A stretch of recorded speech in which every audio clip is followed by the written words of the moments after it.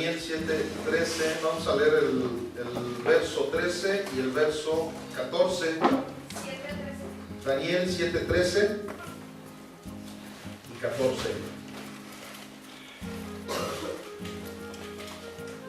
Dice así la palabra de nuestro Señor, en el nombre del Padre, del Hijo y del Espíritu Santo. Miraba yo en la visión de la noche, y aquí con las nubes del cielo venía uno como un hijo de hombre, que vino hasta el anciano de días, y le hicieron acercarse delante de él, y le fue dado dominio, gloria y reino, para que todos los pueblos, naciones y lenguas le sirvieran. Su dominio es dominio eterno, que nunca pasará, y su reino, uno que no será destruido. Mi Dios Padre Todopoderoso, en este momento queremos invocar el nombre de Jesucristo, invocar el poder de tu precioso Espíritu Santo para que el día de hoy esta palabra que nos trae, Señor, pueda hacer un rema en nuestras vidas y que entre y penetre hasta lo más profundo de nuestros corazones, Señor. En este momento, Padre mío, yo te quiero pedir que me uses como un mensajero fiel, Señor, que trae esa palabra que es digna, es la palabra más digna que cada ser humano puede recibir en sus vidas, Señor. Es la única digna de alabanza, es la única digna de poder seguir, es la única digna de poder entender que es de vida eterna, Señor. Por eso es que es un compromiso muy grande el que tengo yo en este momento, porque voy a dar ese mensaje de vida eterna, mi Dios, ese mensaje que solamente de tu boca pudo haber salido para que cada uno de nosotros pudiéramos ser justos, para que cada uno de nosotros pudiéramos ser limpios de todo pecado, mi Dios. Solo tú tienes palabras de vida eterna, Señor. Por eso es que en este momento te pido que seas tú el que predique en este recinto, en el cual nos encontramos, Señor, dispuestos a escuchar de tu palabra. Pero tu precioso Espíritu Santo es el único que puede darnos el entendimiento, Señor. Por eso te pido que tu Espíritu Santo se manifieste con poder y con autoridad en nuestras mentes, en nuestros corazones, en todos nuestros sentidos, Señor. En el nombre de tu Hijo amado, Cristo Jesús. Amén. Ok, aquí estamos leyendo una porción de la Biblia en donde creo que todos sabemos quién era Daniel. Daniel era un profeta. Daniel fue un joven que llegó a Babilonia y tuvo una serie de características en excelencia. Hace 8 días hablamos de José, José de los sueños, y Daniel fue un muchacho muy parecido, un muchacho que desde su juventud entregó su vida al Señor y hizo una serie de cosas en las cuales Dios lo empezó a utilizar en la profecía. El tema del día de hoy se llama a él oír. El hecho de que Daniel pudiera recibir revelaciones como ahorita en este momento lo vimos, él vio ciertas visiones en las cuales Dios le estaba mostrando que un día iba a llegar nuestro Señor Jesucristo, que un día iba a llegar un reino que iba a ser eterno, no como esos reinos que él había conocido, esos reinos que eran efímeros, esos reinos que de momento, hagan de cuenta, Egipto fue el imperio más grande del mundo y sin embargo ahorita Egipto es uno de los países más pobres del mundo. Entonces, ¿qué sucede? Todos los reinos humanos son efímeros, pero el único reino eterno es el de nuestro Señor Jesucristo. Entonces a Daniel se le empezó a dar esta visión. Pero ¿qué sucede? ¿Qué es lo que necesita un hijo de Dios para que pueda adquirir las visiones de nuestro Señor Jesucristo? Oírlo a Él. Antes tenemos que oírlo a Él para poder entender las manifestaciones de su amor, para poder entender las manifestaciones de su disciplina. Todas las cosas que el Señor nos quiera decir, antes tenemos que tener esos sentidos espirituales abiertos, como ahorita lo oré. Sin el Espíritu Santo nosotros no podemos entender la palabra de Dios. Por eso es que las iglesias no se llenan como los antros, como los estadios, como esos lugares en donde los mundanos les encanta estar yendo a perder su tiempo.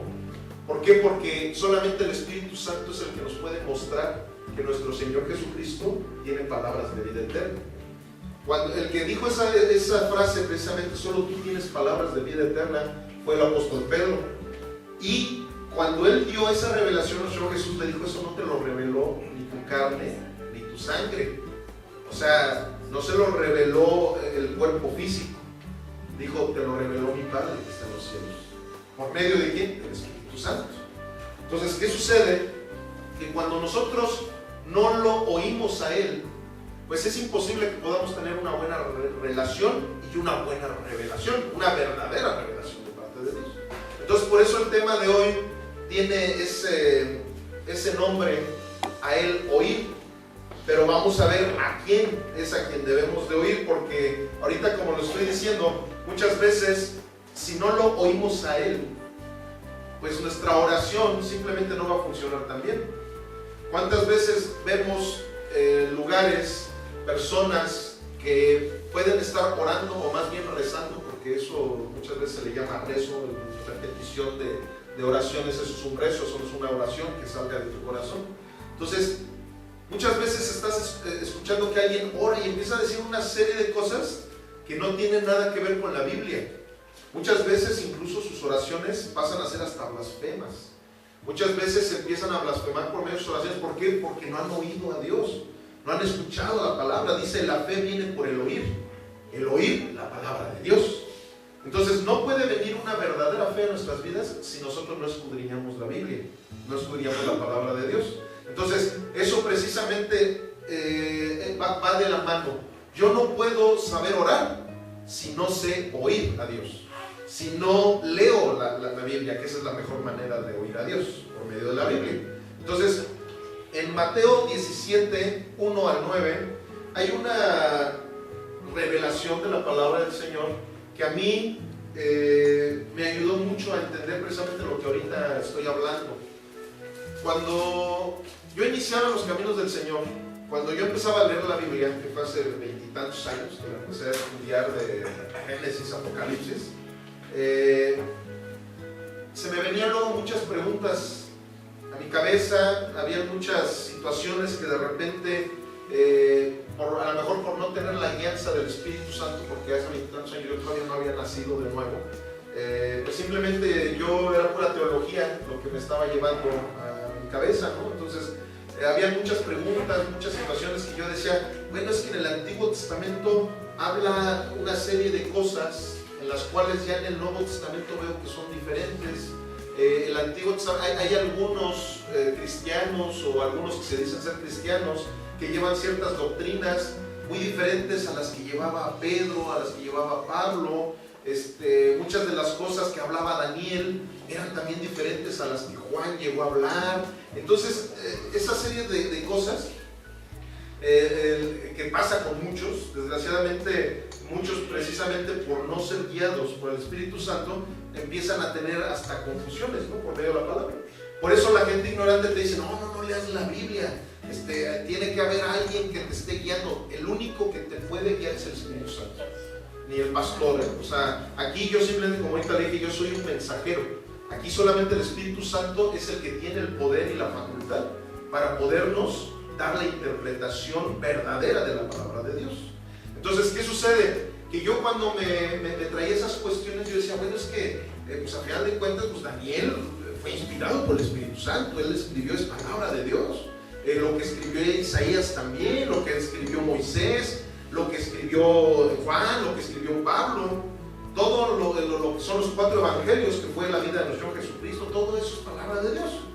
Entonces, el Señor me lleva a esta cita, que es Mateo 17, 1, y lo vamos a leer hasta el 9, que dice así: 6 días después Jesús tomó a Pedro, a Jacobo y a Juan su hermano, y los llevó aparte a un monte alto, y se transfiguró delante de ellos, y resplandeció su rostro como el sol, y sus vestidos se hicieron blancos como la luz. Y he aquí les aparecieron Moisés y Elías hablando con él. Entonces Pedro dijo a Jesús: Señor, bueno es para nosotros que estemos aquí. Si quieres, hagamos aquí 3 enramadas, una para ti, otra para Moisés y otra para Elías. Mientras él aún hablaba, una nube de luz los cubrió, y he aquí una voz desde la nube que decía: este es mi Hijo amado, en quien tengo complacencia, a él oír. Mira, voltea con tu vecino de al lado y dile: a él oír. Luego en el 6 dice, al oír esto los discípulos se postraron sobre sus rostros y tuvieron gran temor. Entonces Jesús se acercó y los tocó y dijo: levántense y no teman. Y alzando ellos los ojos, a nadie vieron sino, ¿a quién dice? Jesús. Ya solamente a Jesús, ¿verdad? Entonces en ese momento, esa iluminación que vino a mi mente por medio de esta palabra, a él oír, es a Jesús a quien tenemos que oír, hermanos.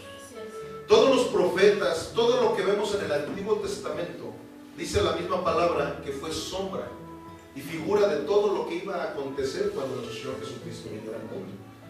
Toda la Biblia se hizo para el propósito que nuestro Señor Jesucristo tenía con la humanidad.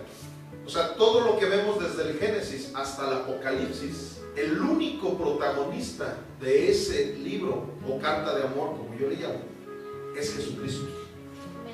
A Él es a quien tenemos que oír, hermanos. La doctrina de un cristiano es la doctrina de nuestro Señor Jesucristo. Precisamente cuando las personas dicen: es que yo quiero estar en un lugar donde se predique la sana doctrina. El lugar en donde se predica la sana doctrina es donde se predica a Jesús de Nazaret. Es donde se predica el Evangelio de nuestro Señor Jesucristo. Cuando hablamos, como ahorita que acabamos de leer a Daniel, es precisamente para que todo lo que está en la Escritura se enfoque a nuestro Señor Jesucristo. No que empecemos a levantar ídolos como desgraciadamente existe en otros lugares. Hay lugares en donde empiezan a enfatizar tanto a una persona, aunque esté en la Biblia, pero esa persona simplemente fue un instrumento para dirigirnos al Rey de Reyes y Señor de Señores, que es nuestro Señor Jesucristo. Entonces, aquí cuando yo escucho esta palabra, me viene esta revelación. Bueno, no revelación, porque como se los he dicho, la revelación ya está aquí en la Biblia. La Biblia es la revelación, ya estamos completos en Cristo. Lo que viene a nuestras mentes es la iluminación de esa revelación, esa luz, para que si a lo mejor habíamos andado en obscuras, así como yo andaba, yo estaba leyendo la Biblia, pero de una manera obscura, de una manera religiosa, como desgraciadamente muchos lo hacen. La Biblia la empiezan a utilizar más para estar condenando a la gente, para estar diciendo yo sí sé y tú no sabes. Entonces, cuando tú lo lees de esa manera obscura, es cuando sí verdaderamente te puedes decir: ¿sabes qué? Mejor ni leer la Biblia. ¿Por qué? Porque tú no tienes esa humildad, tú no tienes ni siquiera la intención de pedirle al Espíritu Santo que te enseñe. Entonces, ¿qué sucede? Que cuando venía toda esta situación, me da esta señal. Lo que es la persona de Moisés, cuando estuvo aquí en la tierra, él fue el símbolo de lo que fue la ley. ¿Por qué? Porque en las manos de Moisés fue en donde Dios puso esas tablas de la ley, esos 10 mandamientos, de donde se inició la ley. Los 10 mandamientos no es lo único que viene en la ley, es el inicio de la ley. Pero ¿qué sucede? Que Moisés lo escribe, escribe incluso los 5 primeros libros, que es el Pentateuco, o la Torá, como también le llaman los judíos, que son los 5 primeros libros, que esa es la base de la ley de los judíos, y claro, de todos los temerosos de Dios. Pero ¿qué sucede? Que en este momento se presentan con Jesús, Moisés, que representa a la ley, y luego se presenta también Elías, que él representa a los profetas. De la manera que nuestro Dios le ha hablado a su pueblo, ha sido primeramente por medio de la ley, luego de los profetas, y ahora por medio de nuestro Señor Jesucristo. Pero ¿qué sucede? Que cuando no entendemos esto, hay personas que todavía quieren estar sujetas a la ley, o quieren estar sujetos a los profetas. Hay personas que desgraciadamente, y a lo mejor ha sido por ignorancia, algunos porque no lo han entendido, pero hay gente que espera que venga un profeta a decirles lo que Dios tiene para sus vidas. Pero eso realmente se le llama como adivinación. Es como cuando andábamos en el mundo y que decías, no, yo quiero ir a visitar a un brujo, un adivino para que me diga lo que va a acontecer en mi vida. Y la Biblia dice que eso es aberrante para los ojos de Dios. Lo mismo llega a pasar, desgraciadamente, que hay veces que en doctrinas cristianas empiezan a darle un énfasis al profeta, y ahí es donde empieza a entrar la idolatría.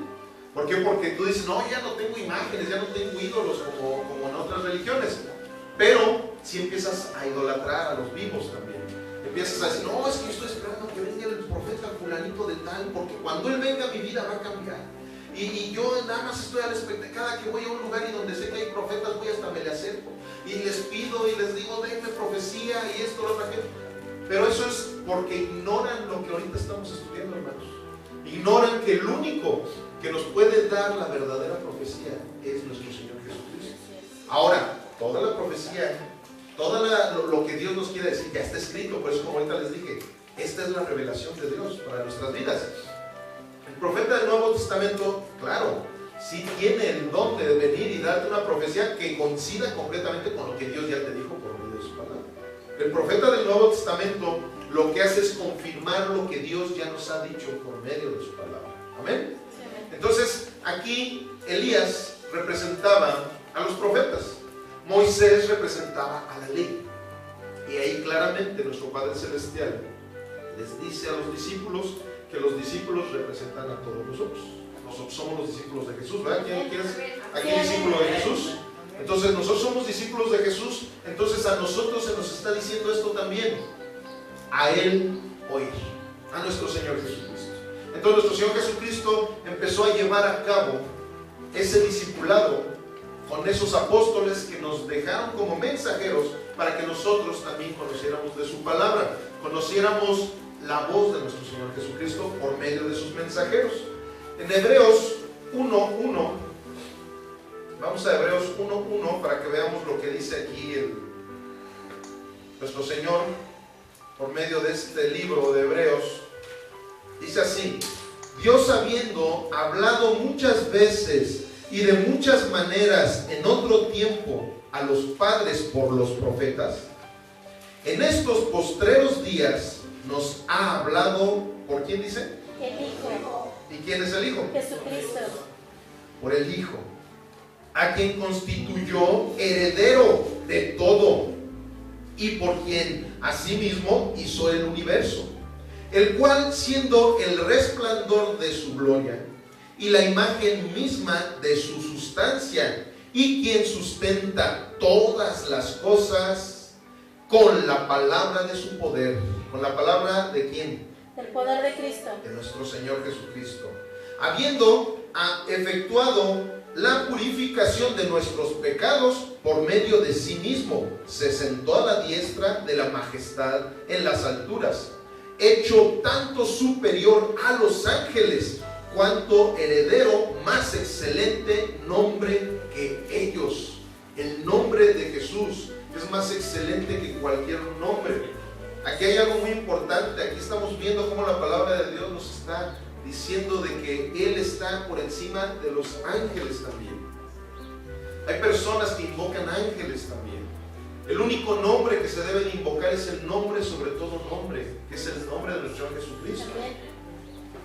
Él le da órdenes a los ángeles para que nos sirvan. No porque nosotros también seamos la última Coca-Cola del desierto, no, porque nosotros somos coherederos con Cristo. Por medio de la sangre de nuestro Señor Jesucristo, el Señor nos limpia de nuestros pecados. Y entonces ahora nuestro Dios nos ve de la misma manera que ve a su Hijo. Por eso es el primogénito de todos nosotros. Él fue el primero. Todos nosotros somos sus hijos también, por medio de Cristo Jesús.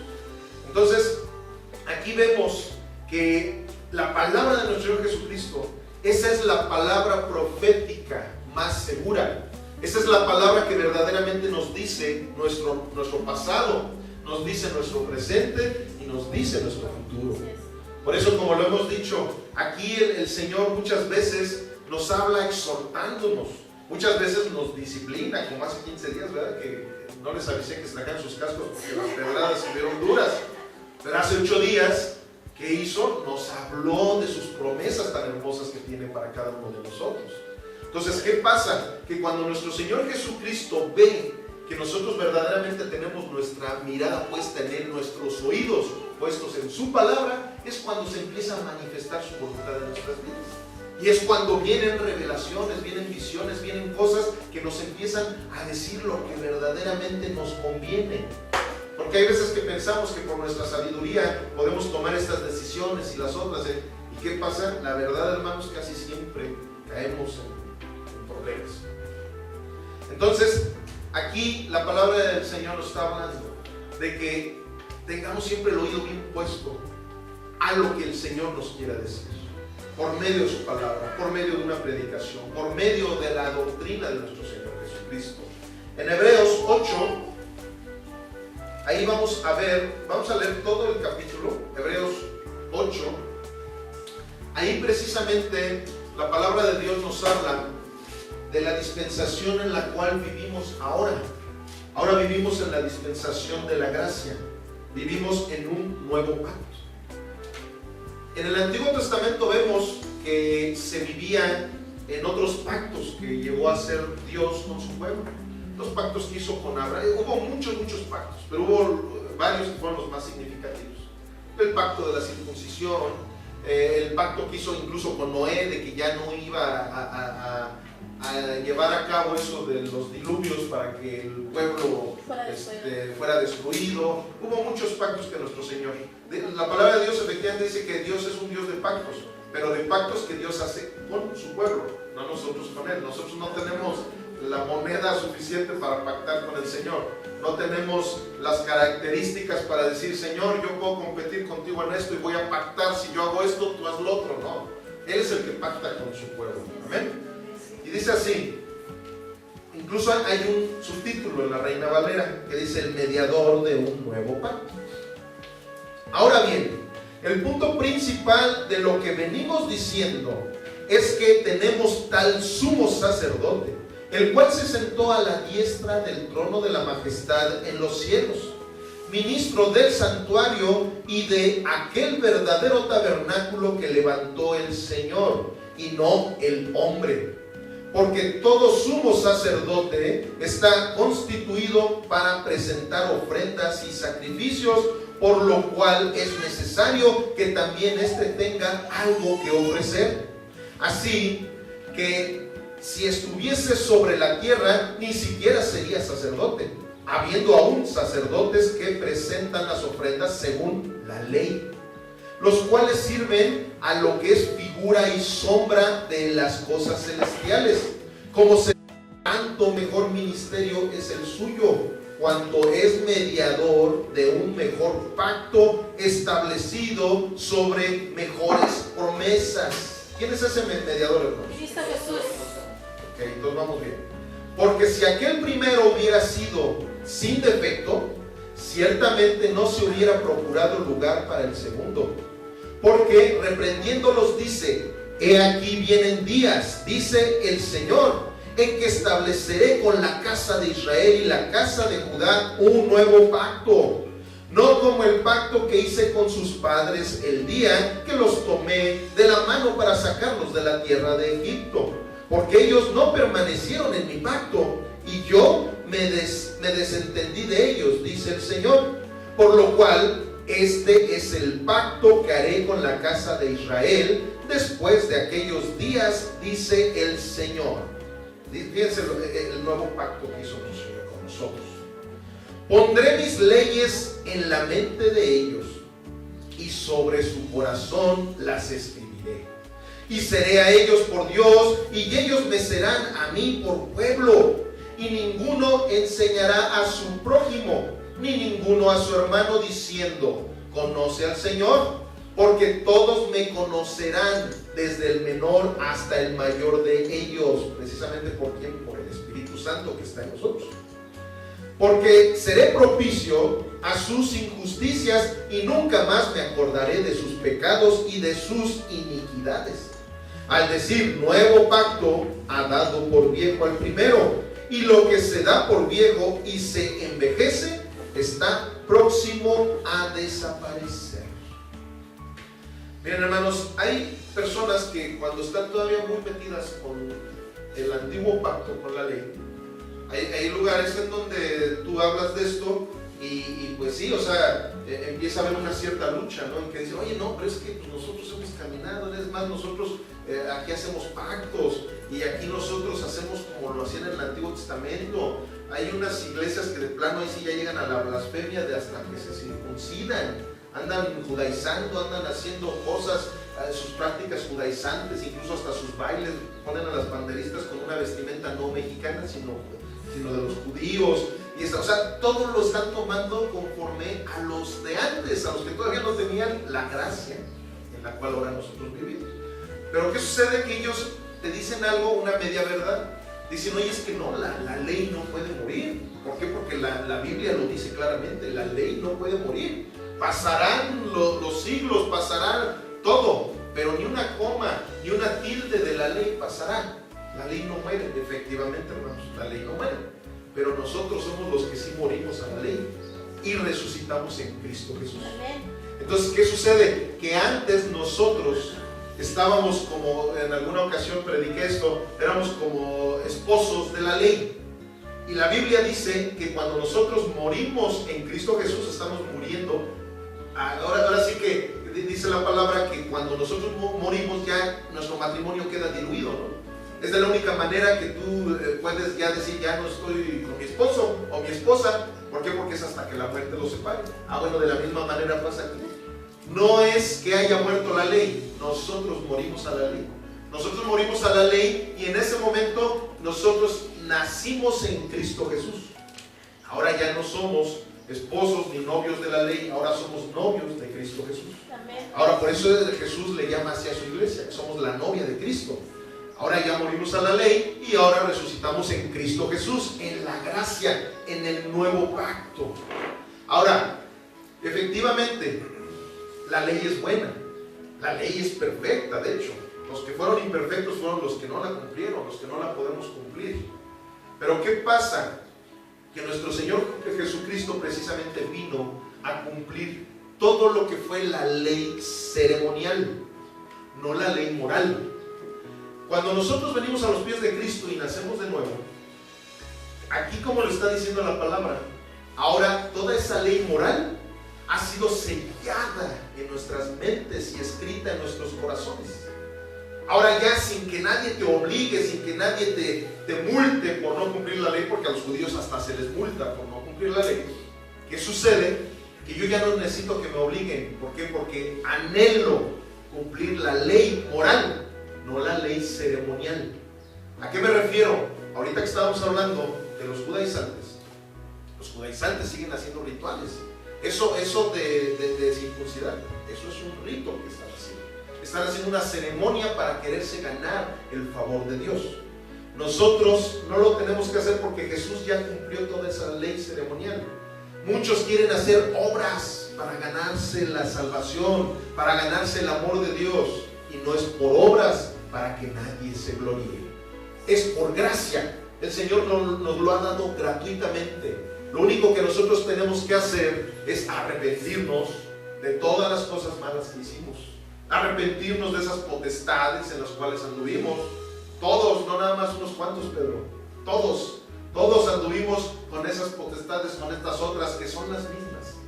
A lo mejor una figurita está más bonita, a lo mejor la otra más feita, no sé, pero es lo mismo, es el mismo espíritu de idolatría. Pero ¿qué sucede? Venimos a los pies de Cristo y empezamos a aborrecer todo eso. ¿Por qué? Porque ya la ley ha sido sellada en mi corazón, ya ha sido escrita, ya toda mi mente ya está pensando en lo que a Dios le agrada. Entonces, ¿qué sucede? Yo ya no tengo que cumplir ninguna ley ceremonial, pero sí la ley moral. Cuando yo veo que los 10 mandamientos dicen no matarás, no robarás, no adorarás, no tendrás imágenes, todo lo que dice la ley, efectivamente, como ya está grabada en mi corazón, yo la voy a cumplir la ley moral. Y si alguien no está cumpliendo la ley moral, quiere decir que no ha nacido de nuevo, quiere decir que tiene que ponerse a cuentas con Dios, o quiere decir que no ha leído la palabra de Dios en donde habla de que no es bueno que lleves a cabo eso, porque eso también es una cosa muy importante. Dice la palabra de Dios que por ignorancia mi pueblo perecerá. Entonces, efectivamente hay gente que no es porque sea mala, sino porque es ignorante. pero a un ignorante no se le perdonan los pecados. Esa también es la situación. Se le tiene cierta misericordia, pero no se le perdonan los pecados. La única manera de que se puedan perdonar los pecados es recibiendo a Jesucristo en nuestro corazón. ¿Para qué? Para que su ley moral ahora venga y sea sellada en nuestros corazones. Ahora, nosotros, la palabra de Dios en el Nuevo Testamento habla alrededor de 70 veces la palabra santo, refiriéndose a nosotros, al pueblo, a los discípulos de Jesús. La religión también ha estado muy errada. ¿Por qué? Porque como no leen la Biblia y no se dan cuenta del significado de lo que quiere decir santo, ellos piensan que para ser santo tienes que morirte y tienen que canonizar, y que eso es totalmente lo contrario a lo que la Biblia dice. La palabra santo quiere decir apartado para Dios, como ya casi la mayoría lo sabemos. Entonces, cuando nosotros venimos a los pies de Cristo, en ese momento Dios nos aparta. Entonces, ¿qué sucede? Ahora yo ya no voy a estar pecando, yo ya voy a dejar todas mis iniquidades, todos esos pecados que tenía, no para ser santo, sino porque ya soy santo. ¿Me explico? ¿Por qué? Porque aquel que quiera decir, yo voy a ser muy bueno, voy con los viejitos y les voy a dar esto y lo otro para ganarme el cielo, está más perdido que todos. Así no se puede ganar el cielo. La única manera para que nosotros podamos verdaderamente hacer obras de justicia, obras celestiales, es teniendo a Jesucristo en nuestras vidas. Entonces, en ese momento yo ya hago buenas obras porque soy santo. No hago buenas obras para ser santo. ¿Amén? Sí, amén. Aquí vamos a Colosenses 2:8. Colosenses 2:8 precisamente, aquí nos habla de que nuestro Padre Celestial tuvo a bien que en nuestro Señor Jesucristo se pusieran todas las cargas, que en nuestro Señor Jesucristo nosotros ya no tuviéramos que practicar rituales, ya no tuviéramos que practicar esos sacrificios físicos que muchas veces la gente llega incluso a hacer, que se arrodillan y se ponen a despedazarse las pobres rodillas y que hacen una serie de cosas. Algunos practican eso de hasta darse latigazos en la espalda porque llegaron a hacer algún pecado o cosas por el estilo. Entonces nuestro Señor Jesucristo nos habla de que en Él ya estamos completos, hermanos. Dile a tu hermano, ya estamos completos en Cristo. Dice así, mirad que nadie los engañe por medio de filosofías y huecas sutilezas según las tradiciones de los hombres, conforme a los rudimentos del mundo y no según Cristo. Porque en Él, o sea en Jesús, habita corporalmente toda la plenitud de la deidad. Ustedes están completos en Él, que es la cabeza de todo principado y potestad. En Él también fueron circuncidados con circuncisión no hecha a mano, al echar de ustedes el cuerpo pecaminoso carnal en la circuncisión de Cristo, sepultados con Él en el bautismo, en el cual fueron también resucitados con Él mediante la fe en el poder de Dios que le levantó de los muertos. Y a ustedes, estando muertos en pecados y en la incircuncisión de su carne, les dio vida juntamente con Él, perdonando todos los pecados. ¿Cuántos dicen? Todos los pecados, anulando el acta de los decretos que había contra nosotros, que nos era contraria, quitándola de en medio y clavándola en la cruz. ¿Cuántos dicen amén? Amén. Vamos a aplaudirle a nuestro Dios. Sí, amén.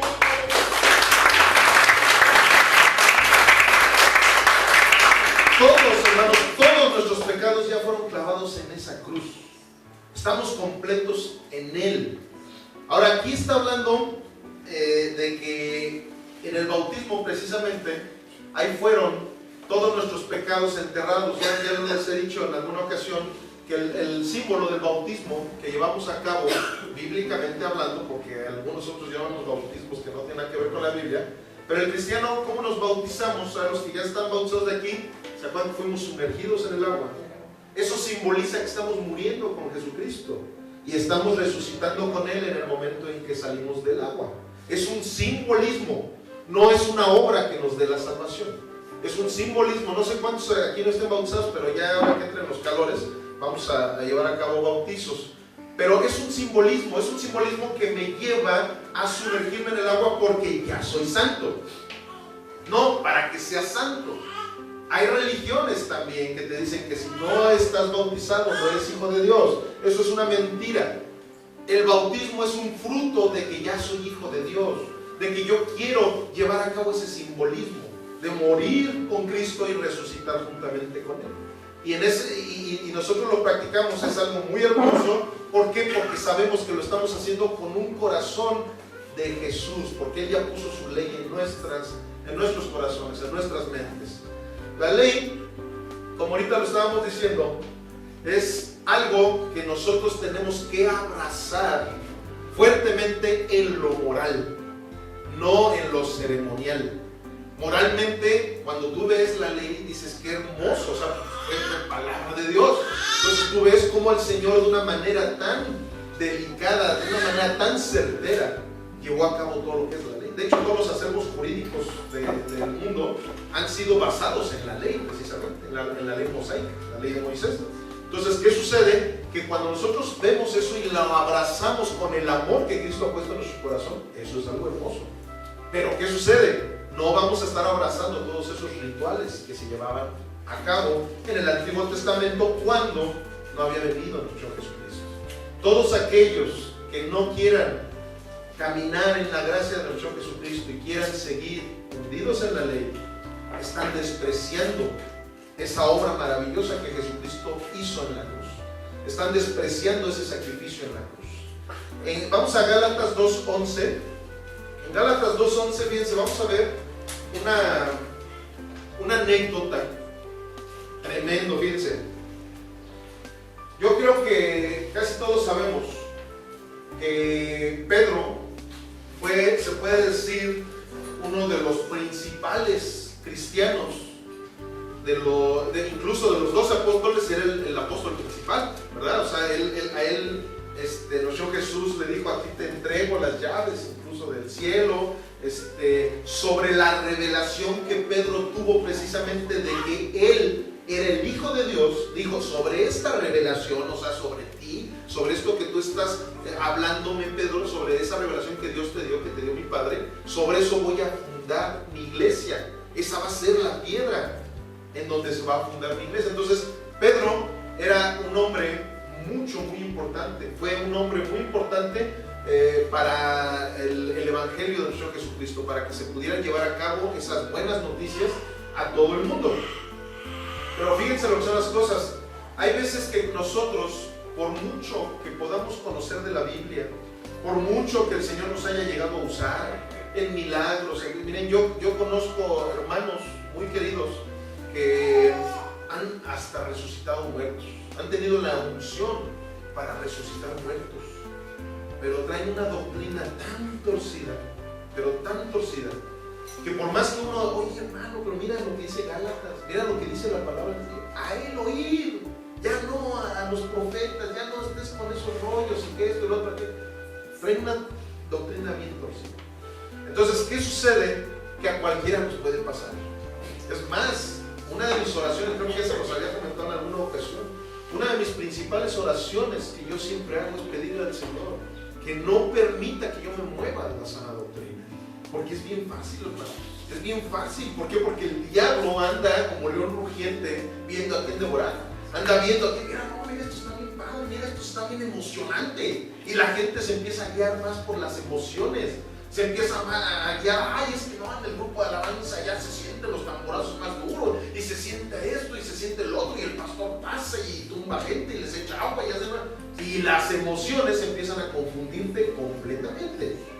Entonces, una de mis principales oraciones es esa, hermanos. Señor, no permitas que un día me empiece a fascinar, me empiece a llenar de fascinación doctrinas que no sean la correcta, que no sean la tuya. Señor, yo siempre quiero oírte antes. Que seas tú el que me indique, el que me doctrine, el que me enseñe, el que me guíe.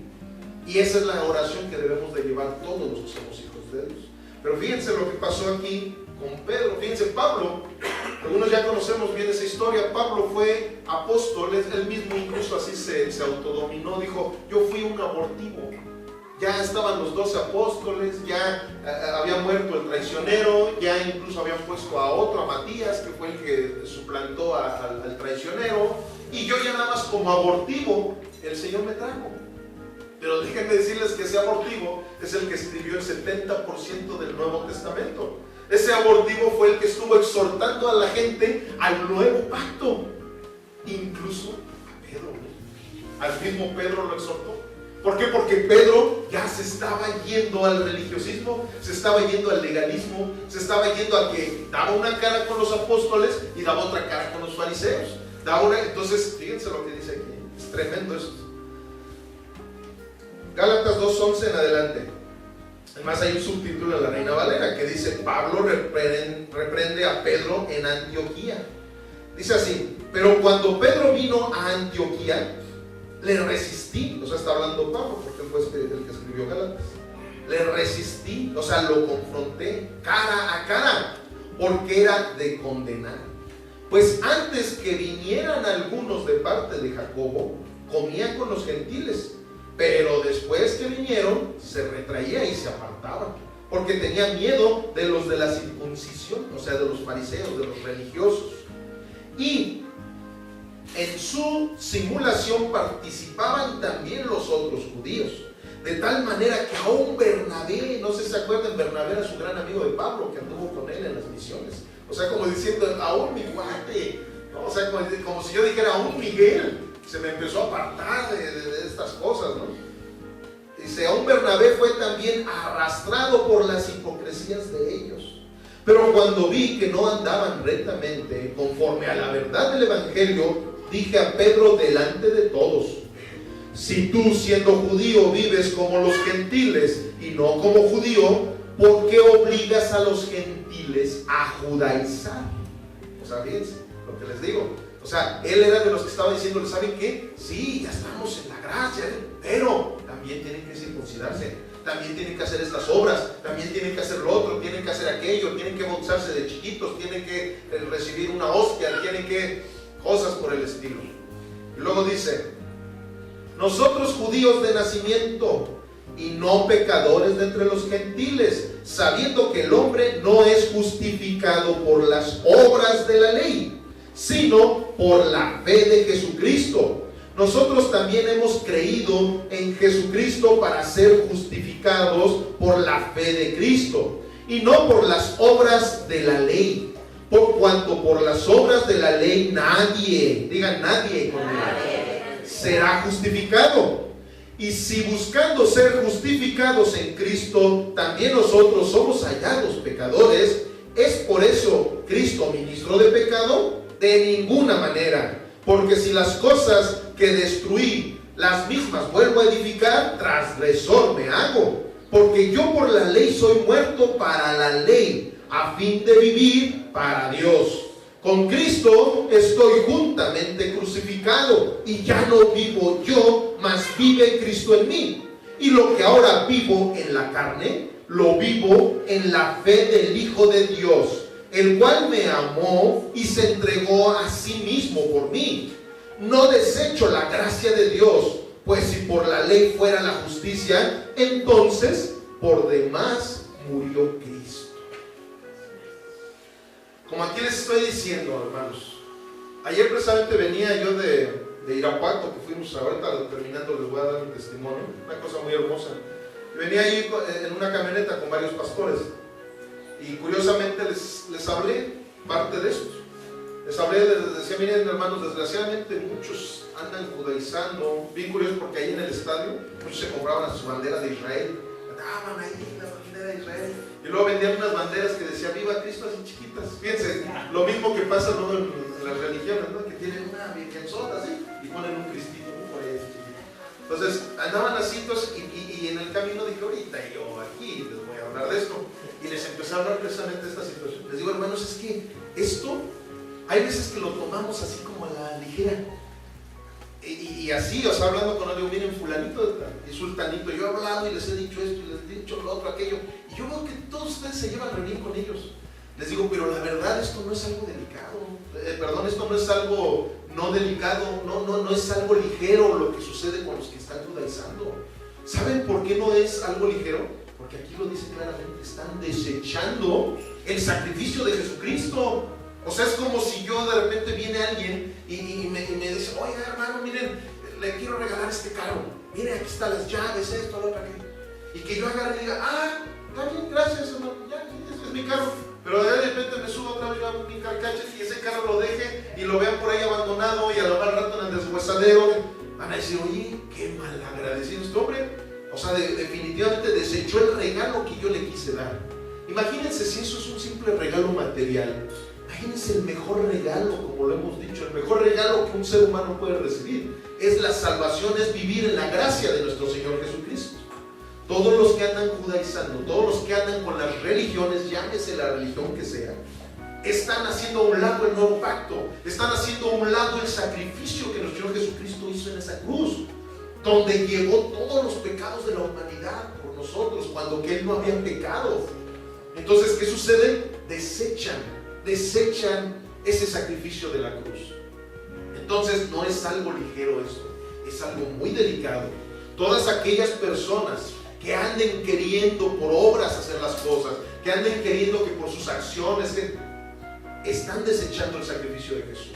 No es por nuestras obras, es por el caminar en Cristo Jesús. Es cuando nosotros verdaderamente estamos viviendo bajo la gracia, en la gracia de nuestro Señor Jesucristo. Amén. Amén. Aquí Pedro, como era un religioso, algo sí les voy a decir. Pedro, como un buen cristiano, no crean que por ser de los jerarcas él se enojó y cómo este chamaco viene, no. Y les voy a decir algo, también sinceramente, me han invitado a predicar al grupo de pastores, ya van 2 ocasiones y gloria a Dios por ello, y mis predicaciones han sido de exhortación, y gloria a Dios porque se han acercado y me han dicho, hermano, me bendijo su predica, porque un verdadero cristiano sabe recibir la exhortación. Cuando alguien no es un verdadero cristiano y tú lo exhortas, ¿saben qué hace? Se enoja, ahora sí que como eso que hicimos los carritos de Guadalajara, Lolo se rompen, ya ni lo quiero ver.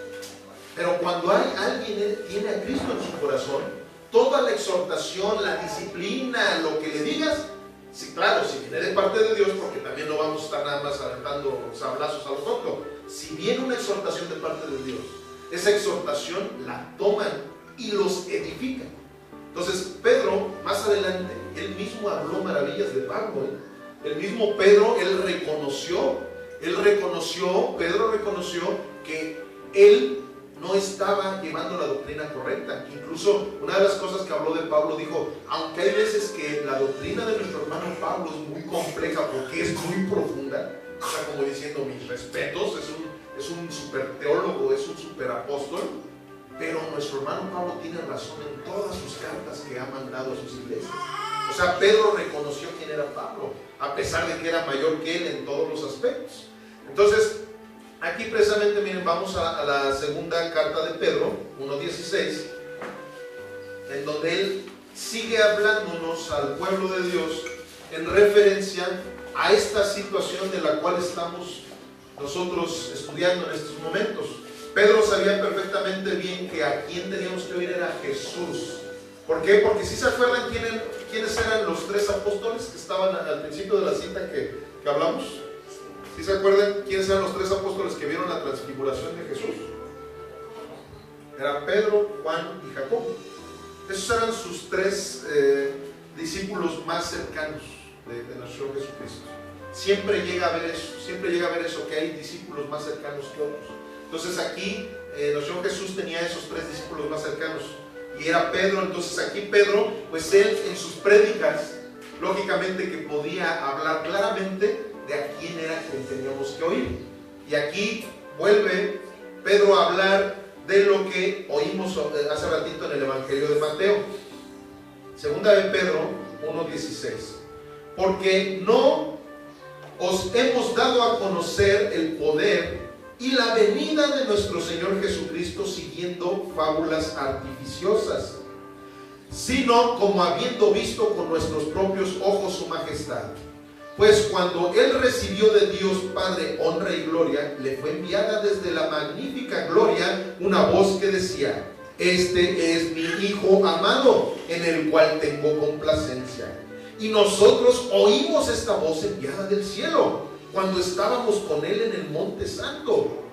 Tenemos también la palabra profética más segura, a la cual hacen bien en estar atentos, como a una antorcha que alumbra un lugar oscuro, hasta que el día esclarezca y el lucero de la mañana salga en nuestros corazones. Entendiendo primero esto, que ninguna profecía de la Escritura es de interpretación privada, porque nunca la profecía fue traída por voluntad humana, sino que los santos hombres de Dios hablaron siendo inspirados por el Espíritu Santo. A él oír. Repitan conmigo, hermanos: a él oír. Para que la vida de nuestro Señor Jesucristo pueda manifestarse en nuestras vidas, porque ese es el propósito, hermanos. No es que seamos imitadores de Cristo, es que Él haga su vida a través de la nuestra. De esa manera vamos a caminar conforme a su voluntad de Él. No simplemente vamos a estar imitando lo que Él hacía. ¿Por qué? Porque a final de cuentas, un imitador pues no va a llegar a tener la esencia del verdadero. ¿Me explico? Muchas veces tú puedes ver en la televisión: ay, el imitador de tal artista y el imitador de este y lo otro, aquello. Pero siempre vas a ver algo que no cuadra con el artista verdadero. Es como guardarse lo de las tres calles y todo eso. Esas son imitaciones y quieren hacer sus teatros, entonces, y eso es una blasfemia. Entonces, ¿qué sucede? Que nosotros tenemos ese privilegio, hermanos, que somos coherederos juntamente con Cristo. Cuando nosotros llevamos a cabo la palabra del Señor y lo oímos a Él, el oírlo a Él no es que de una manera bien espiritual, oye, voy a escuchar a Dios. Acabamos de ver cuál es la profecía más segura, cuál es la mejor manera de oírlo a Él, por medio de su palabra. Un cristiano, así como los hombres que estamos vivos y tenemos necesidad de diariamente desayunar, comer y cenar, un verdadero cristiano, un verdadero hijo de Dios, como su espíritu está vivo, tiene la necesidad de alimentarse de la palabra de Dios. No cada 8 días, diariamente, hermanos. Cuando diariamente abrimos la palabra de Dios, lo oímos a Él. Y cuando lo oímos a Él, vamos a caminar conforme a su voluntad. Y ya para terminar, vamos a ir a una cita, Lucas 7:28, nada más vamos a leer ese verso. Lucas 7:28, redentora de nuestro Señor Jesucristo. Entonces, ¿qué quiere decir eso? Que nosotros no simplemente vamos a vivir en el cielo. El Señor Jesús dijo claramente: yo soy el camino, la verdad y la vida. El que viene a mí, ¿qué más dijo? Tiene vida eterna. No, Viene al Padre. viene al Padre. Dijo: el que viene a mí, viene al Padre. Si no vienen a mí, no pueden venir al Padre. Solamente Jesús es el camino, no hay más caminos, no hay otros, porque muchos, no, es que tú también crees en el mismo Dios que yo. Todos estos caminos, todas las religiones te llevan a Dios mientras seas bueno. No es por tus obras, no es por religiones, es por Jesucristo solamente.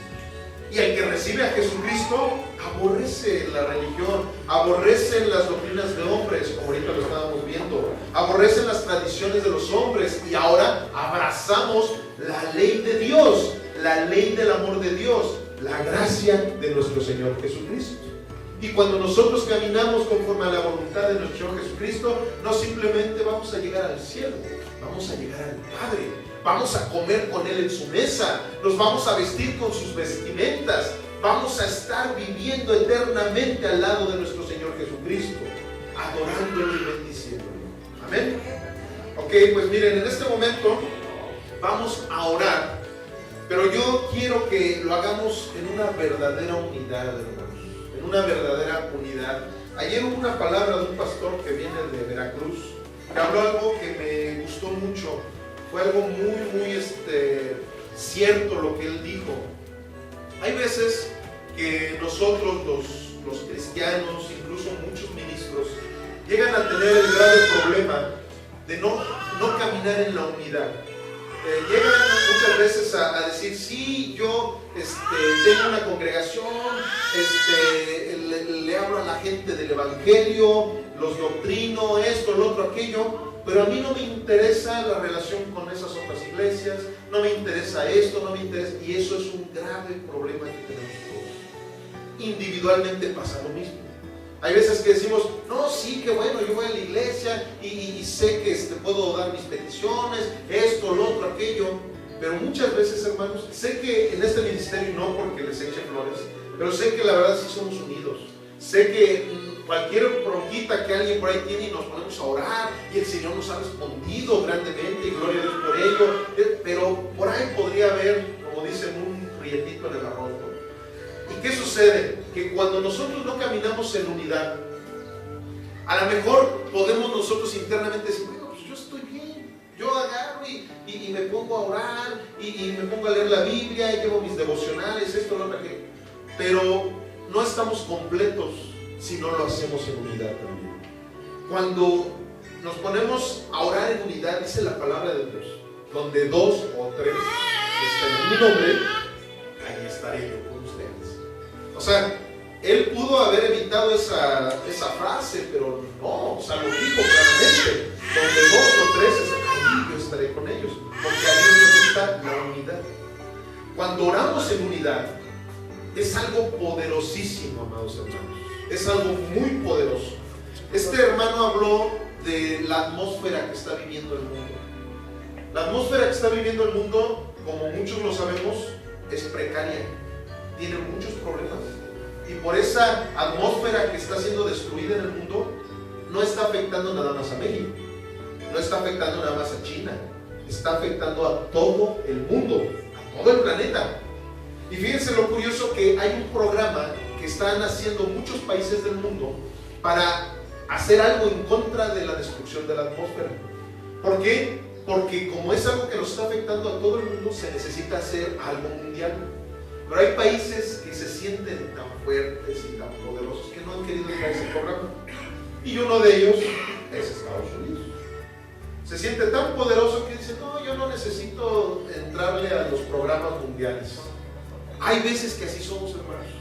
Hay veces que así hay iglesias que así somos, que empezamos a menospreciar, porque la doctrina de acá está, y empezamos a hacer a un lado a nuestros hermanos en Cristo. Yo, como en alguna ocasión alguien de ustedes me preguntó, oye hermano, entonces aquellos que andan llevando una doctrina torcidona y esto, ¿no se van a ir al cielo? Y le dije, claro que sí, mientras lleven la doctrina fundamental, mientras a Jesucristo lo tomen como su Salvador. Claro que se van a ir al cielo. El único problema de no llevar la doctrina al 100% como la Biblia lo dice, una doctrina totalmente bíblica, es que vas a estar con una de tropezones y tropezones y tropezones y tropezones en toda tu vida.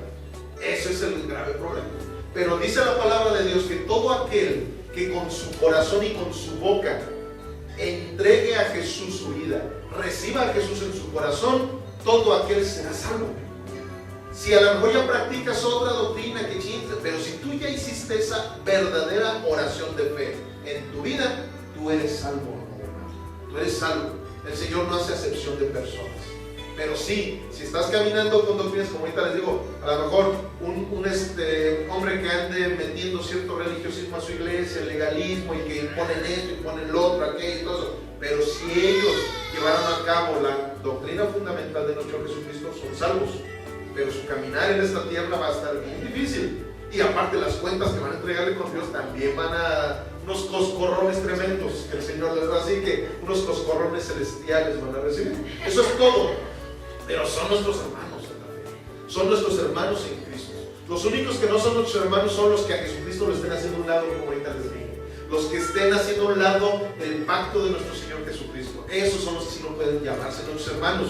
Pero todos aquellos bautistas, pentecostales, ortodoxos, todos aquellos que a Jesucristo lo tomen como el Dios verdadero, como su Salvador, como el único intercesor entre el hombre y Dios, ellos van a ir al cielo también. Entonces, nosotros tenemos que tener unidad. La unidad va a cambiar la atmósfera, hermanos. A eso es a lo que iba con esto que les decía. A lo mejor de aquí nosotros decimos, y se siente el Espíritu Santo, qué bonito vivimos aquí, y somos una familia, y esto y lo otro, aquello. Pero cuando salimos, hermanos, nos encontramos con la atmósfera que Celaya tiene. Celaya tiene una atmósfera de idolatría, de hechicería, de prostitución. Hay mucha prostitución en Celaya. Hay mucho alcoholismo, hay mucha delincuencia, que hay mucho narcotraficante también en Celaya. Entonces, ¿qué sucede? Cuando no hay unidad